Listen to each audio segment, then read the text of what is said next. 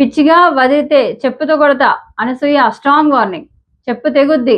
మీ ఇంట్లో ఆడవాళ్ళని ఇలా ఉంటే ఊరుకుంటారా? అసభ్యకరంగా కామెంట్స్ చేసిన యువకులకు సూటిగా వార్నింగ్ ఇచ్చిన అనసూయ. ప్రకాశం జిల్లా మార్కాపురంలో షాపింగ్ మాల్ ప్రారంభోత్సవంలో పాల్గొన్న అనసూయ.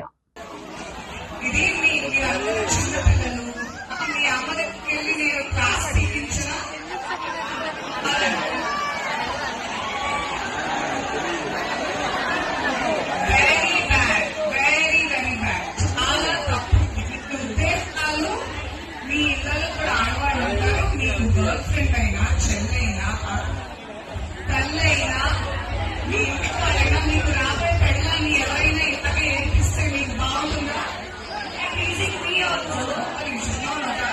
మీకు నచ్చుతుందా? మీ ఇంట్లో ఆడవాళ్ళు ఎవరైనా అంటే నేను చెల్లించినాలా? మరి మరి చాలా ఇష్టంతో మీ అందరి కోసం రెడీ అయ్యి ఎంతో దూరంతో 7 గంటలు ప్రయాణం చేసి వస్తే మీరు ఇదే నాకు చేసేది.